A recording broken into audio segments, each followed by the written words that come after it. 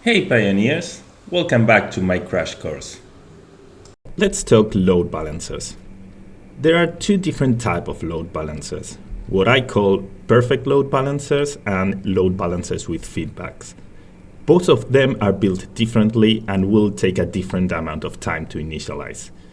So, can we choose which one to build? No, we actually can't. The type of load balancer will be defined by the amount of machines we are trying to connect. In order to be able to build a perfect load balancer, the number of machines needs to be able to be expressed as a product of 2s and 3s. Now let's dump that a little bit. For example, we have 20 machines. We are going to try to divide this number by either 2 or 3 until we reach 1. And they always have to be whole numbers, no decimals allowed. So for example, we can't divide 20 by 3, but we can divide it by 2. We got 10. Then we can divide it by 2 again. We got 5.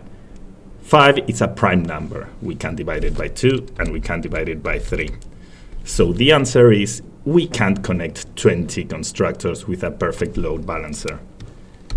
Let's go for another example, 16.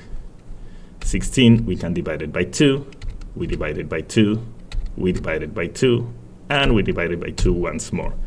We reach the number 1, meaning we can do a perfect load balancer for 16 machines. Another example, 42. We divide it by 2, we get 21. We divide it by 3, we get 7. 7 is a prime number. Again, we can divide it by 2, we can divide it by 3. Meaning 42 can't be built with a perfect load balancer. Let's do one last example, 48. 48 we can divide it by 2, we got 24. We divide it by 2, we got 12. We divide it by 2, we got 6. We divide it by 2, we got 3. Divided by 3, we get 1. Now, just as a help, it doesn't matter the order in which you pick the numbers. For example, 48, I could have divided it by 3 at the beginning and then do 2, 2, 2, and 2, and it still works. Or I could have even done 24, then 3, then 2, then 2, then 2. So don't stress about which number you're picking. You can pick any of those. What's important is that you have to reach 1. If you reach 1, you need to build a perfect load balancer. If you can't reach 1, you will have to build a load balancer with feedback. So let's get started with perfect load balancers. Let's start building some perfect load balancers.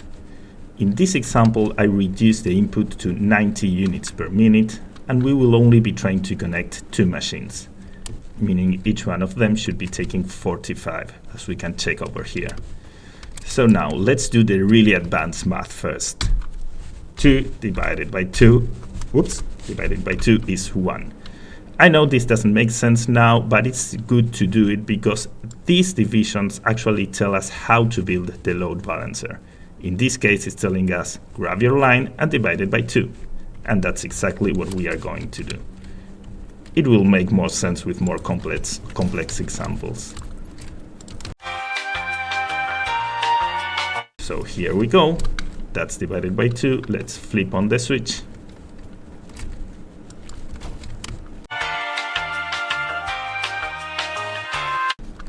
And now we'll be able to see how they are evenly distributed among our 2 lines. And the moment the limestone reaches the machine, it will be already working at a constant 100%, meaning absolutely no startup time. These load balancers are the fastest systems we can create. Each one will be receiving exactly what they need, and this internal buffer will never grow. But yeah, this is a kind of a basic example, so let's try building something a little bit more complex. Now we are going to try to connect 4 machines.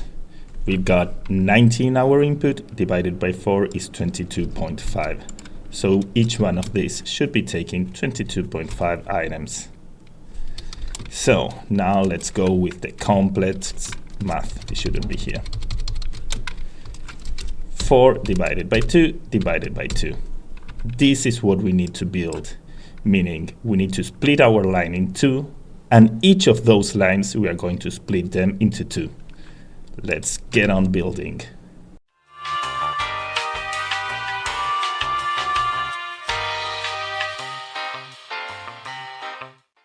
Okay, time to flip the switch.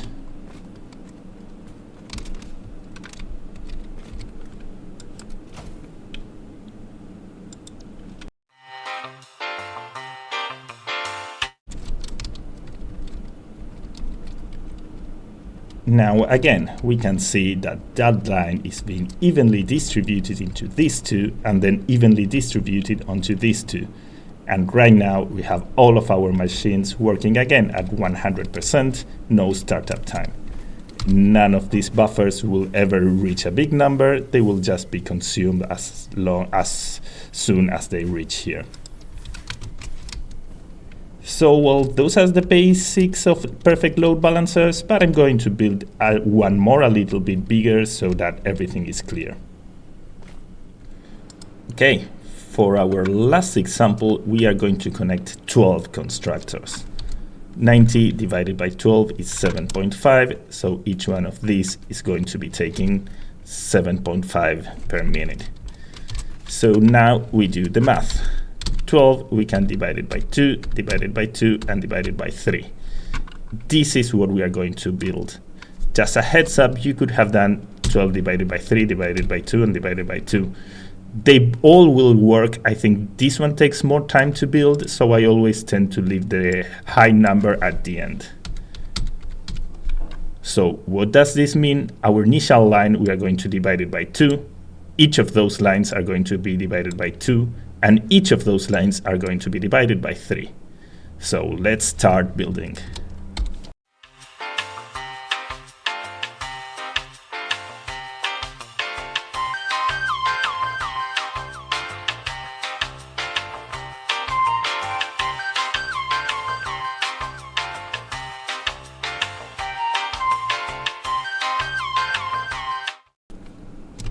Okay, we are done. Let's flip on the switch.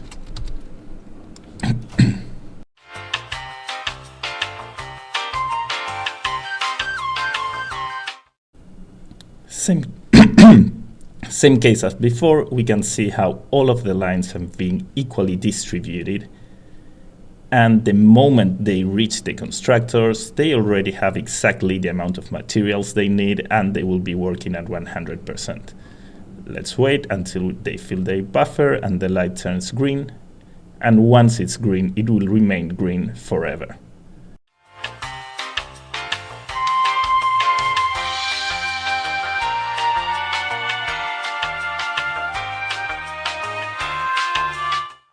There we go.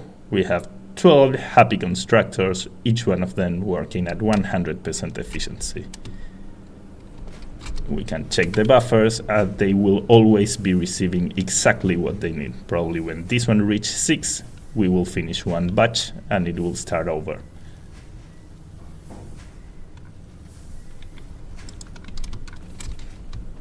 So, let's talk about perfect load balancers. What's good about them? Absolutely no startup time. What's bad about them? Well, first of all, space efficiency. It takes a lot of space to build this. Of course, it could have been a little bit more compact, but it's still a lot of space. And another big disadvantage is that there's no way to scale them. I wouldn't say that it's hard, I would say that it's impossible. Every time I want to add one more machine, I need to erase everything and build it from scratch. And that's even if it's possible. Probably right now, if I added one more machine, this wouldn't be able to be solved with a perfect load balancer, and I would have to switch to a load balancer with feedback. Now, just something I wanted to point out, load balancers with feedback are even harder to build, but you can try to avoid building them. Let's suppose you want to connect 5 constructors.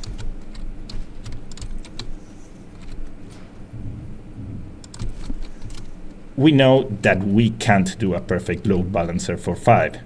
So this would mean building a load balancer with feedback. But still, we could simply add one more